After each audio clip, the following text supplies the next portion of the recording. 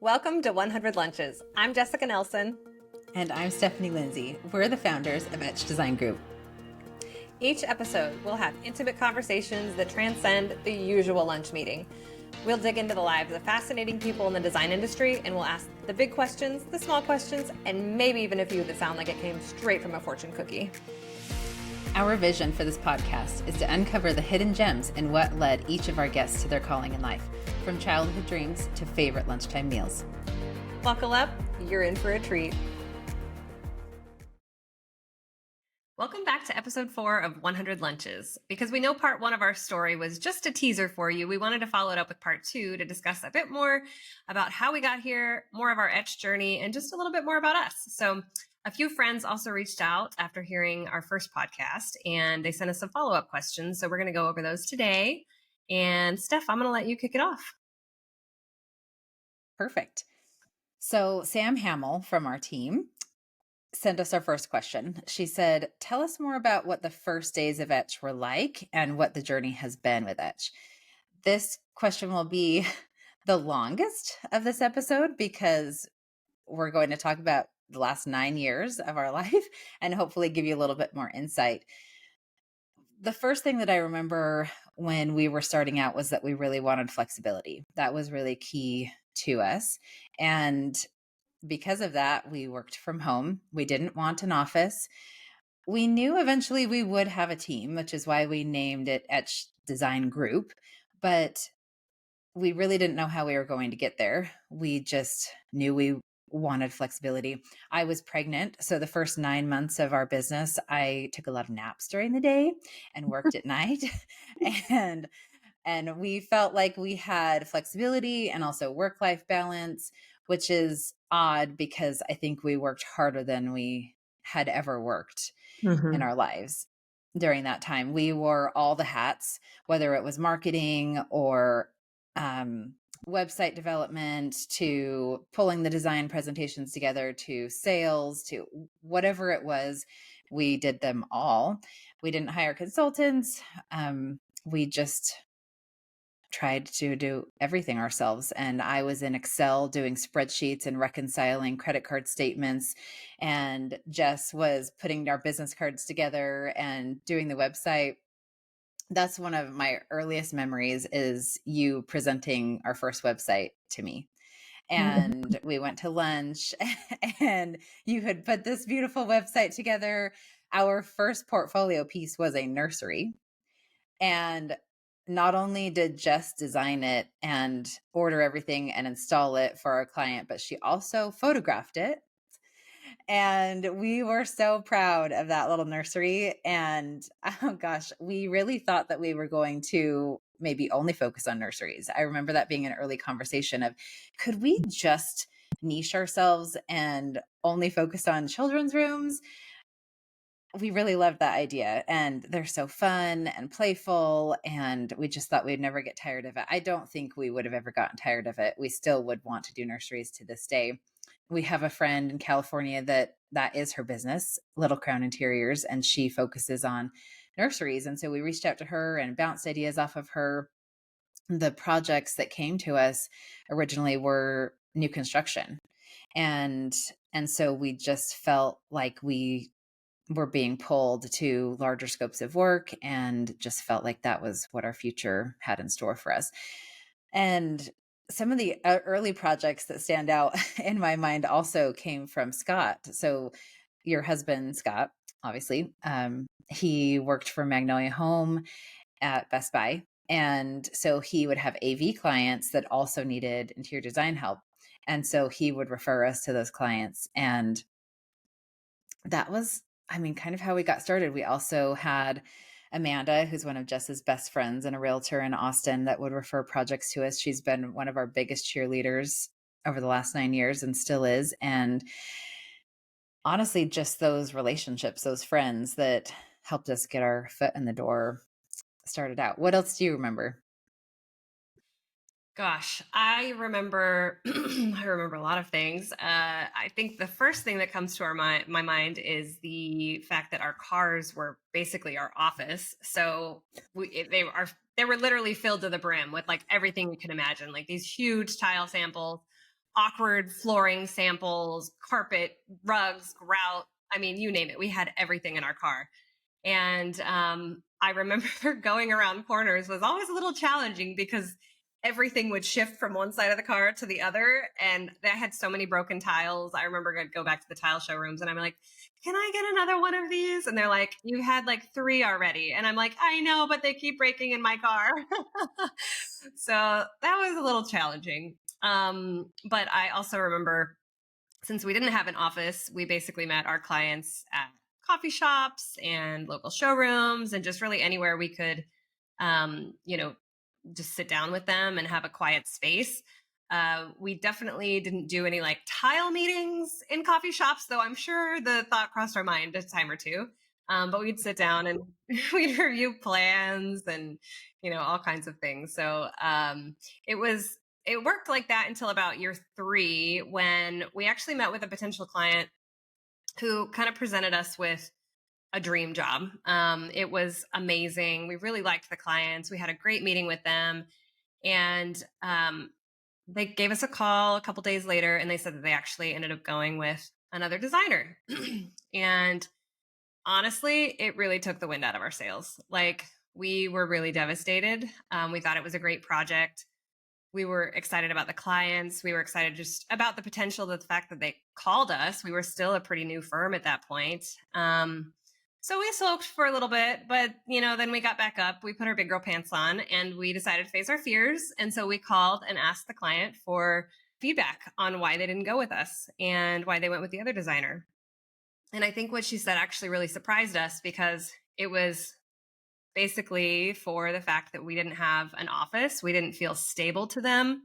The other design firm, had brought them into their space and kind of showed them all these beautiful projects that they worked on. And that's, I think, when it kind of hit us that everything that we had really been against, of like, having a space that we had to sit at every day and, do like the status quo of, having this, this office that we had to man 24/7, was in fact the reason why we didn't get this project. So it was a huge eye opener to us. And I think that's when, things turned a little bit in our minds and we really had to evaluate and say, what is it that we want here? Do we want to be this kind of small boutique firm that just operates out of the back of our cars?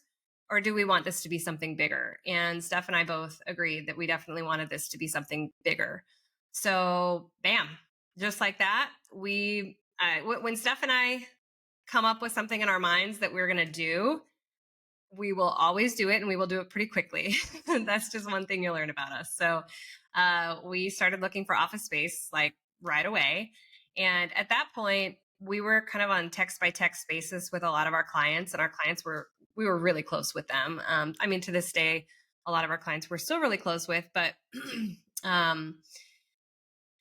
one of our clients at the time, he was actually working at a co-working space. He was just about to let his space go.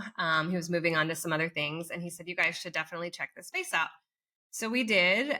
We went and looked at it, and it was actually just a really small office suite that had like multiple spaces, a conference room, a really small kitchen. And we decided to land there for a little while. So we rented one space. Then I think within like 2 weeks, we rented another space. And we pretty much had the conference room like on lockdown. Like, we were pretty much the only ones that used it. And we took over. We totally took over. So at that point, it was pretty evident to us that we were growing quickly and we needed to like figure out what the next move was. And so then we started looking for a new office. That took a lot longer than we anticipated it was going to. We looked for months and months and months, and we wanted something that we could sign like a 3-year lease to, instead of doing like a month-to-month thing, which is what we had been doing at that point. And I remember driving down Burnett Road, and I saw this for rent sign on the side of the road, and it was in this cute little storefront building. It was next door to a construction firm and a coffee shop. And I remember going to look at it and thinking, wow, this place needs a lot of work that we cannot afford to do. And I was a bit bummed because I was like, I thought it was really going to be the perfect space. And then the lady said, well, I actually have the space next door coming open in just a couple months here. The construction firm is actually waiting on their new space, their new office to be done. So she's like, I don't know exactly when it's going to be, but I would say within the next couple months. And I immediately was like, oh my God, like this is amazing. So we went and looked at it. I walked in. I immediately thought, like, this is our space. Like, I just know this is where we're supposed to be. And I remember calling Stephanie afterwards, and she's like, oh, this all sounds great. She's like, well, how much is it? And I told her the price, and she's like, are you kidding me? Can't do that. What are you thinking? And I literally had to beg her to consider this building. And I was like, let me do my diligence. Like, I will go back to them. I'll see what we can do about costs. Like, I have to make this work. And man, I really had to work on her a little bit, but she finally said yes, and she gave in. And so we bit the bullet, we signed a lease, and we did a really, really quick turnaround on a remodel and actually moved into this space, I think just like a month before Scott's accident. So that was 2019, just 4 years after us starting Etch. And then roll in 2020, which was the busiest year ever. We had over 350 project inquiries that year, which, I mean, that's almost an inquiry a day. Like, that's insane. So at that point, it was pretty evident that like, that's where we were supposed to be. We made the right move in the time that we did. And, it was, I think everything, the stars just aligned, honestly. That story about you calling me, I think gives a pretty clear picture of what our relationship is like, because both Jessica and my husband, Ian, know that I have to sit on things in order to really come to terms with it before I make a decision. I'm not an impulse shopper. I like to research and understand all of the potential possibilities, and then we can make a decision. And Jess is the complete opposite. She can go with her gut feeling and say, this is meant to be, and this is what we're supposed to do. Let's do it. And I need a little bit more time to come to terms with things. So Jess has learned over the years that she needs to present me with an idea. And then a couple days later, she can add more to that idea. And then a couple days later, she can add more and just build on that foundation until finally I get it. And I go, okay, I'm at peace with it. We can move on. But Yeah. yes, that I remember getting that call and going, we didn't even talk to a realtor about this. You just found it on the side of the road. You don't know these people. That has come in handy in the sense that anytime I have a sticky situation, I call Jess and I say, I need you to call this person and talk to them and see if we can get the price lower, or if we can make this work somehow, because that's not my personality. So it's worked out for the best. We have a thing that's called Jess, we need to pull Barb out. We call her Barb. She's my alter ego. I use her whenever I need to get something done, and Barb always comes through for me. So that's kind of been an ongoing joke in our office of Jess, I think Barb needs to give someone a call. Yes. Well, going back, just to align everything, going back to when we moved to that first co-working space, and we had realized, okay, if we're going to be more established and get the ideal projects that we really want to work on, then we need to have an office. At that same time, I was pregnant with my second child, and Jess had had her first child. So we're together now almost at 3 and realizing, okay, this might be a little bit more than we can handle. We had a few interns and part-time contract designers along the way, but we both just realized, okay, we probably need to see what it would be to have a full-time designer on our staff. And we both really were nervous about that. Obviously, we had never hired before, and we felt a huge weight on our shoulders and a responsibility for someone else to bring them on full-time. And we just wanted to make sure that we could promise that to someone and keep our end of the deal. And it felt a little nerve wracking. So we didn't post a job posting about the position. And as we were talking about it through that month, I remember our first designer reached out to us through email and just said, "Hey, I've been following you. I'm moving to Austin. I would love an opportunity to talk to you and see if we might be a good fit." And we both went, "We need to get on the phone with her. She sounds amazing." And so we got on the phone. We did a three-way conference call because we had a phone number at the time, but it didn't have really fancy extensions where we could easily just get on a conference call with someone. So we we got on a three-way call with her, and I remember, I don't know why, but I remember being in my bedroom, and my my toddler was taking a nap, and I remember thinking, okay, I've got to be quiet, but I also really want to be engaged in this conversation. And that also gives you a peek into what it was like, probably still, actually, if we're being honest, is what it is like when we've got kids and we're juggling work. And so we're sitting there, and I remember talking to her, and Jess texted me as we were on the phone with her, and she goes, "I love her," in all caps. And so I went, okay, I know Jess is going to be pushing for this. And obviously I was pretty convinced as well. And so next step was to meet with her in person. So we met with her, surprise, at a coffee shop. And and I remember being there thinking, okay, this feels really good. She's our person. And it was the most awkward coffee shop meeting I think we've ever had, because there was a guy next to us that was had his back to us and was in a conversation with another group, but he kept bending over, so his rear end was right in our faces. So we're trying to have this super professional interview, and there's this guy that is just interrupting at every minute. And we all giggled, and I thought that that was also a good sign that she was a good fit for us, that she could be humble and giggle with us and just let it be a lighthearted moment. And so we we also kind of took that as a sign throughout the years of, if there was something awkward that happened, we kind of knew it was the right fit. I don't think I've ever told this story, but what's coming to mind is that one Oh my. time I was on Zoom interviewing one of our team members, and my son woke up from his nap. And I typically would schedule things around nap time so that it would be quiet, and if I didn't have help.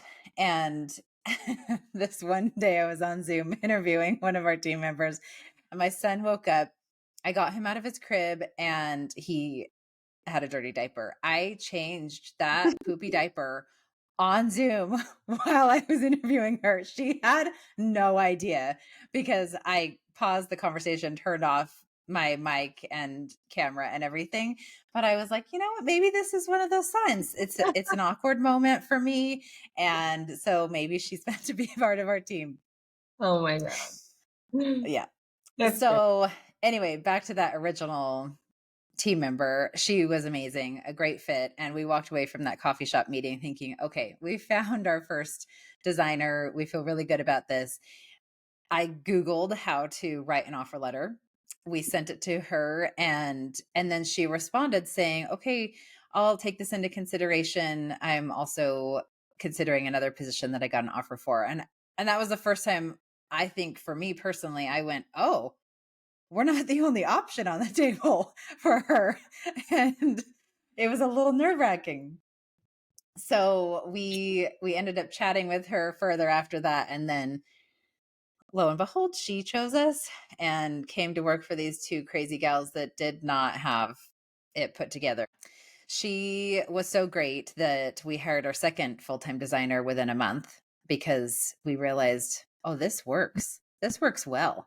Yeah. And Huge, huge it weight was lift. awesome to have other people helping. And I don't really know how to describe what has happened from that first hire to now, other than lots of amazing projects, lots of amazing clients, lots of amazing team members. Anything else you'd add to that, Jess? Oh gosh. I mean, the transgression of everything I think has been really quick and also really slow at the same time. Like we just kind of add to and add to. I think, COVID was a quite a roller coaster ride for us. That was the year I think that we grew really exponentially. I mean, we hired what, 5 designers that year, maybe 4 or 5. It was a huge year of growth for us, and I think it very quickly got to a point where we said, okay, what, where are we stopping here? What are we doing? And we kind of had to reevaluate because at that point everything had moved so quickly that I think our roles had changed a lot, but we didn't really have the time to reevaluate what our roles looked like or should look like or could look like. So I think we were at a little bit of a standstill between us personally. Like the team was growing, we were thriving, but we're like, where do we go from here? And what do we do? And how do we do it? Because we had kind of reached our like cap point of what we knew to get to. And Hmm. at that point, it was very much an eye opener of like, okay, well, we need to start putting more plans in place, and we really need to start diving into the business a bit more and just figuring out what it is that we want to shoot for. What does that look like? And timeline and people count and and all of that. So I think that was something that um the growth really helped us to take a solid look at. Hmm. Yeah. And I think we're still doing that today. We are still analyzing and coming up with new ideas and always trying to be better. I think we've Yeah. answered that question best we can.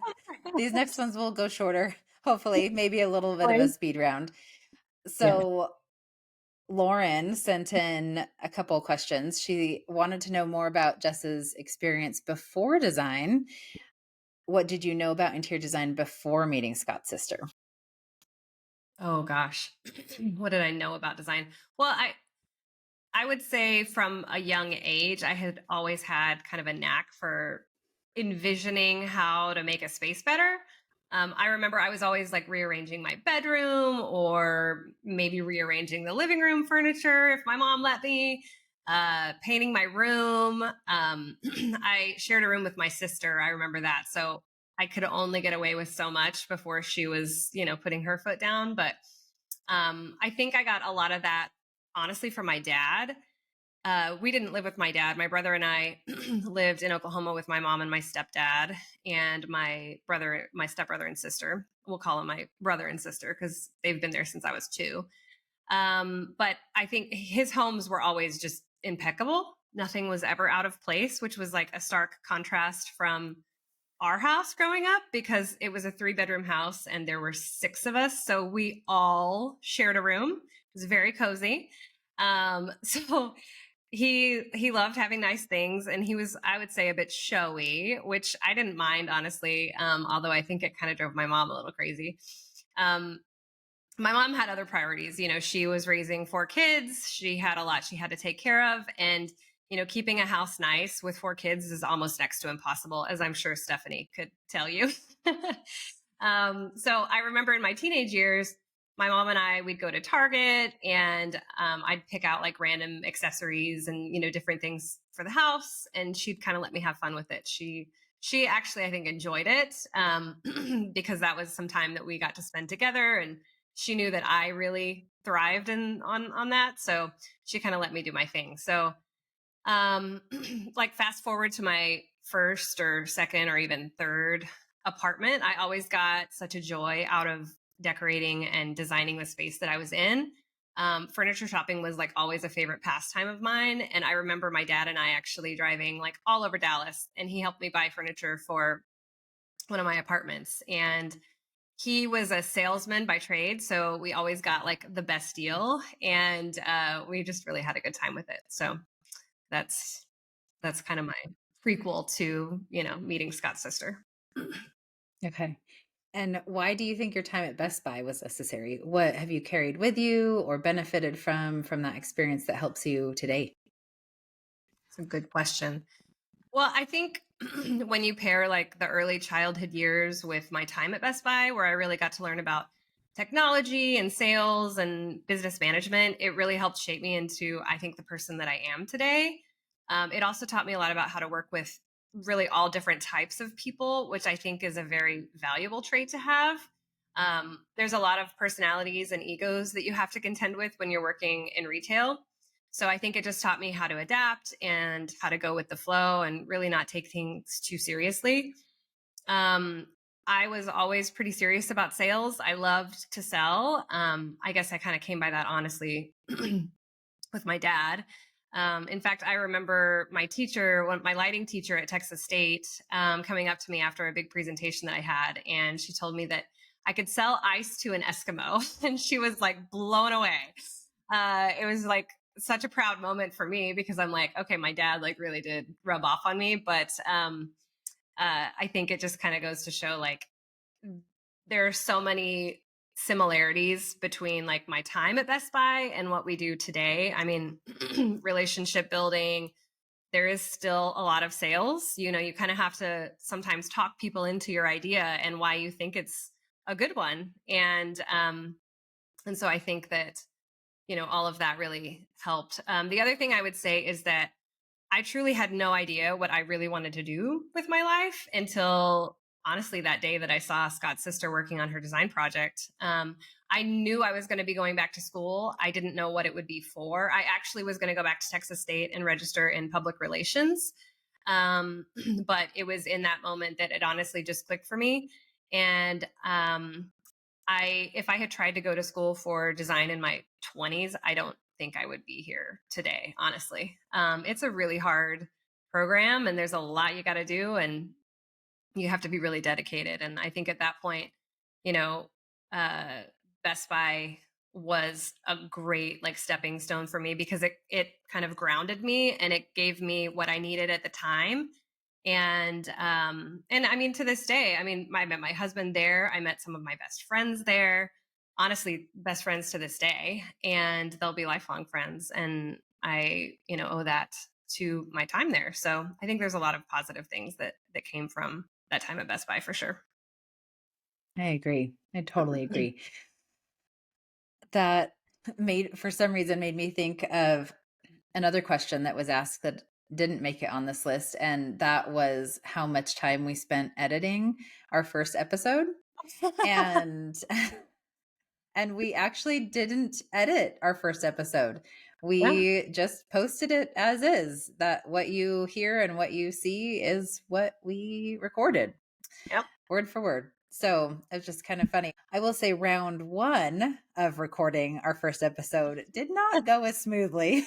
And we Nor- did not use that one, nor did round two. But round three, we recorded and posted, and Yep. that's Here what you we hear. are. Okay, so Amy sent in a few questions, and these ones we will both answer. So, Jess, you start. What do you love about design? I'd say this is a two-part answer. Part one would be the technical side of things. I love playing in AutoCAD and just reworking spaces. Remodels are my jam. I love them. It's such a little brain puzzle, and it's so fun and just really rewarding, especially when you can see it all come to life. And I think the second part would definitely be the connection factor and the ability to really change someone's life, truly make someone's life better and more enjoyable through the work that we do. When you're in a space that you truly love and it feels like a representation of who you are, I think that's honestly when the magic happens and people just radiate differently. Their energy is different and they just feel more alive and at peace. So I think the psychology is very real, and it just goes to show that we can really make a difference in people's lives. What about you, Steph? My answer is similar in the sense that we both love AutoCAD. We both love to draw and to do the technical side of it, rework, remodel plans, so on and so forth. My first job in the industry was actually for a builder. And he would take me to job sites. I would measure the house and then put it in AutoCAD and then do the remodel plan and elevations. And he would sit beside me. It was just the two of us working on plans in that moment. And it was so fun. I just fell in love with it. And obviously, the technical side comes easier to me, which is why Jess and I are more yin and yang, because I feel like she's more creative and has more of that brain than I do. So I have always loved the technical side of design. And the other part that I really love is how it changes how someone feels. I really do think there's a literal difference between being in a cluttered, uninspiring space to being in a clean, organized, and well designed space. And it affects your mood, it affects all sorts of things. And just your confidence level, even just being in a space that you feel inspired by and is well designed. And so I think it affects how we are as people. Yeah, totally agree. What do you think is challenging about design that people don't realize or know? Um, there are some days that it can be very stressful, because I am such a relationship focused person. When a client or even someone in the office maybe is unhappy with something, I can really let it get to me. I think I'm always going to be my own worst critic. I mean, I'm a perfectionist. I think most of us in the office are. And if the client is upset about something, it just eats away at me for days, honestly, until it gets resolved. And I think we juggle a lot of things from day to day. And at the end of the day, we're the ones responsible for all of the intricate details of a project. So you have to be really on your game at all times. Otherwise, mistakes will happen and things can slip through the cracks, which is a tough lesson to learn. And because of that, tensions run high. And especially towards the end of a project, all of the things that we've been selecting for the past year are being installed all at once. So the client is usually just kind of done. Like they love seeing their space start to come together, but they also want it to be wrapped up. Like they want to be in their house. And so the last thing they want to be dealing with are issues, which is completely understandable. But the fact of the matter is a lot of what we do are remodels, and remodels are just, you just never know how the project's going to unfold. So there's a lot of things out of our control as well, like back orders or construction delays or damaged products or furniture lead times, you name it. And they happen every day. But, these things can still shape the way a client thinks about Etch. And it's always unfortunate, like when that does happen. So I feel like we do our best to set proper expectations up front to really help our clients understand what a project can and will look like. But I think flexibility is just something that everyone has to have in that process. What about you, I Steph? agree. There are countless decisions when you're designing a space. New construction, remodel, furniture, you name it, whatever we're designing, there are countless decisions. And we aren't perfect. We're people. Everyone makes mistakes. And the beginning part of design is so exciting. It's just all about possibilities and dreaming and creating. When you get to the point where implementation really starts, that's when it gets tricky, because all of these things that you've been dreaming about, you start to see in reality. And sometimes there are little details that are missed, or things that we made assumptions about, or things that the client made an assumption about that we had no idea they were making an assumption. I'll never forget, we had a client, and we could give examples of this further too, but the one that stands out in my mind is we had this really intricate dining table base, and everyone loved this table. I mean, the clients loved it. We loved it, ordered it, got the chairs in, and they wouldn't fit all the way under the table. The client was really upset. And in our minds, we went, well, the intricate table base would keep the chairs from going Yeah. in all the way. That Yeah. right. It seemed obvious to us, and we had no idea that she had the expectation, or and I don't know that she even realized it until she got everything there and went to go sit in the chair and then realized the chair wouldn't go in all the way, and realized that that was something that was important to her, and we didn't know that. And so it was a tricky thing, and maneuvering those situations when someone's not happy is just really hard. And yeah, it just weighs on us. Yeah. So Yeah. what keeps you motivated? Where do you find motivation when you're starting to feel dried up? Oh. Um, I would say books, typically audiobooks. I never have time to like sit and read. It's just impossible. So it's usually when I'm driving around in the car. And if I need a little inspiration, I always kind of revert back to like self-help books. Some people are all for them. Other people just like do not go there, but I am a self-help book kind of girl.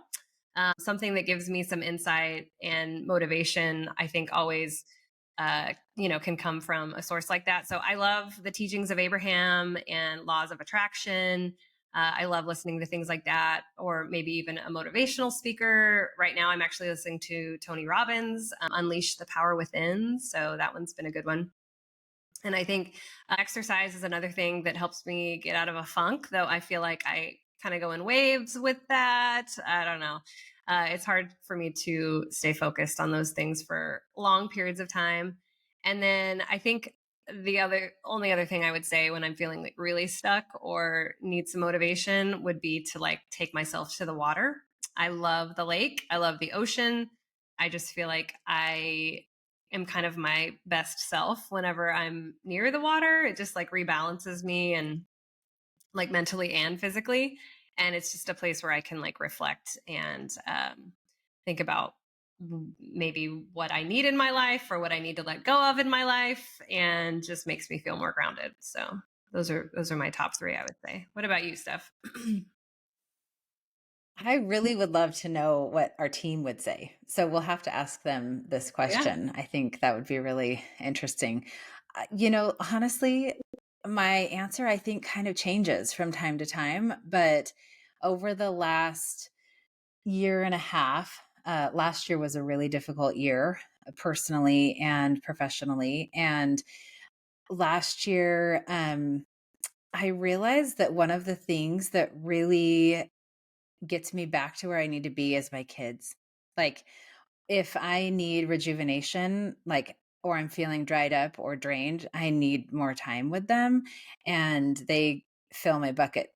They may drive me a little crazy most times, but but I really need them. Like, I need their energy and to be around them and to feel their goodness and their presence. And they just fill my bucket back up. So that's probably a top one for me.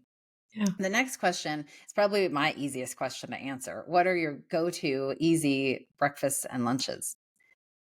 I think that might be my hardest question to answer. I'm like the worst when it comes to all things food related. I'm not like a meal prepper. I'm kind of like whatever is there in front of me at the moment. So I typically have prepackaged meals delivered to me on Sundays, and so that kind of gets me through the whole week, like breakfast, lunch, and dinner. If I have to think about lunch or breakfast every day, I'm probably going to Starbucks, and it'll end up just costing me more time and money. So that's me in a nutshell. But Steph, on the other hand, completely different. I love breakfast is my favorite meal of the day. Every day we have smoothies. We regularly make pancakes, French toast, but honestly, we have days where we make crepes, waffles, German pancakes, sausage, bacon. We get fruit prepared, yogurt, granola, oatmeal. I love it all. And we have a wide variety of breakfast at our home. And I could talk about it all day. So breakfast is my jam. If I'm eating out or Jess's husband Scott is making breakfast, then I order eggs Benedict, but I won't make it myself.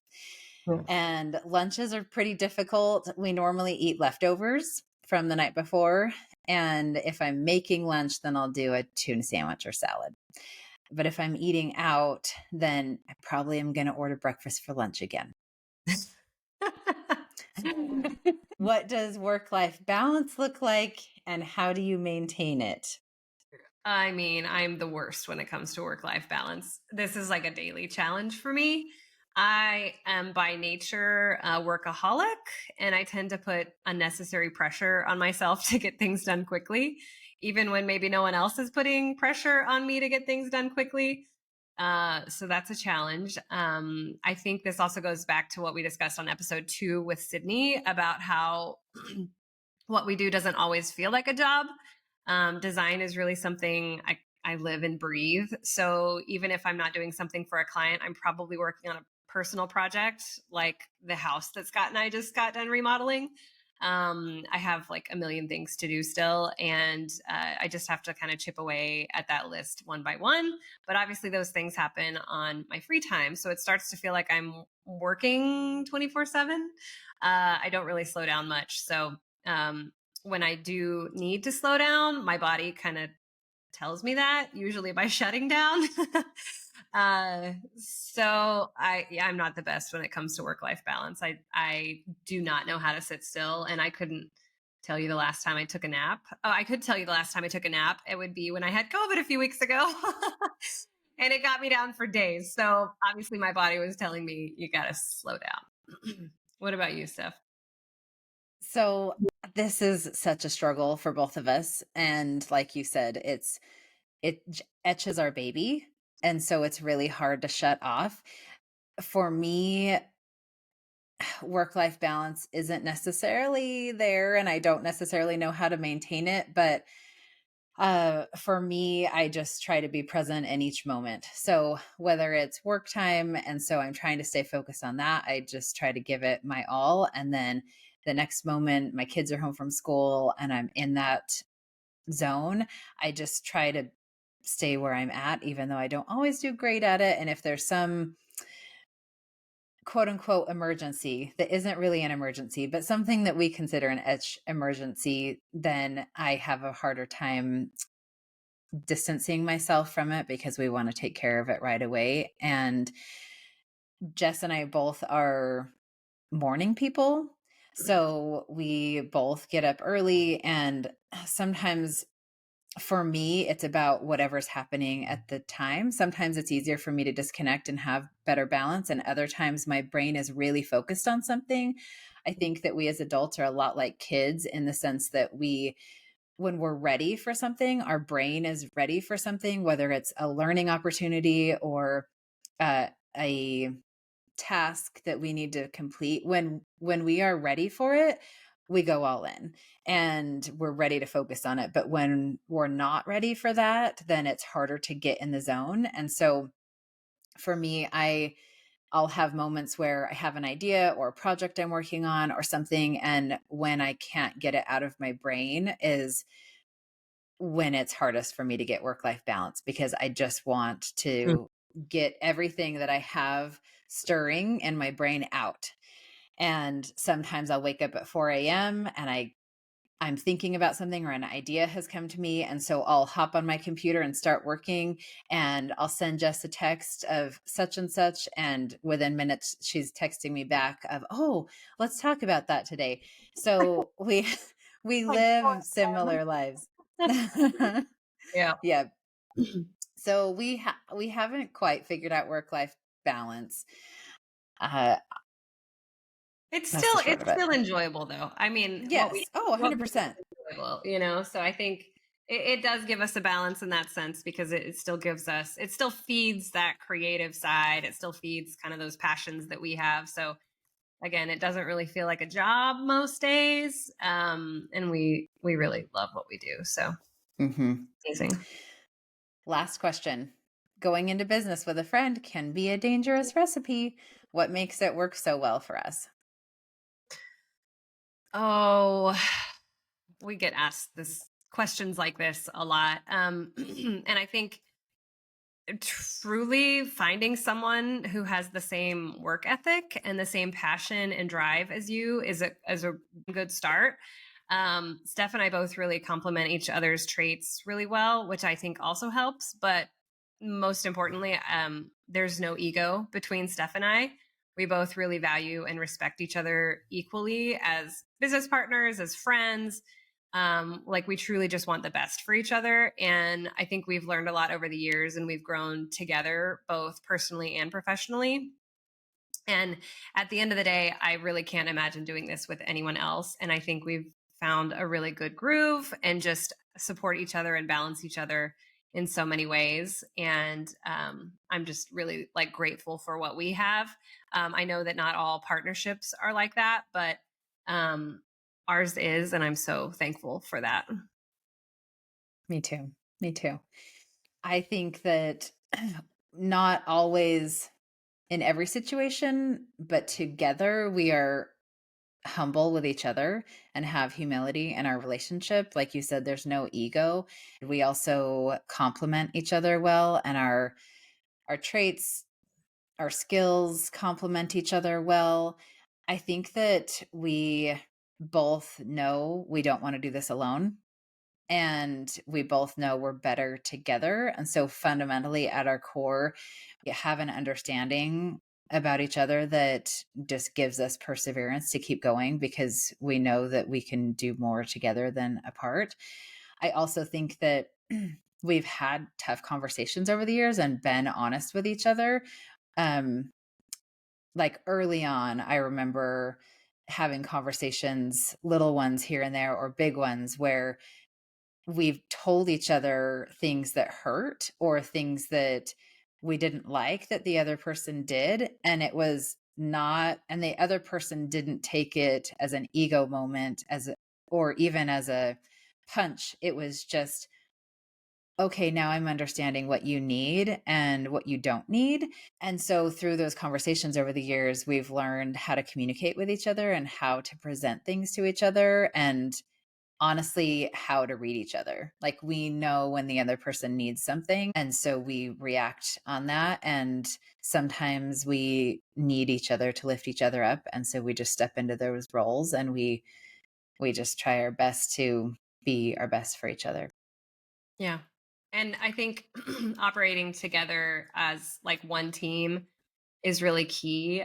In fact, so much so that our team actually coined the term Jessany for Stephanie and I. And that's kind of actually stuck to this day.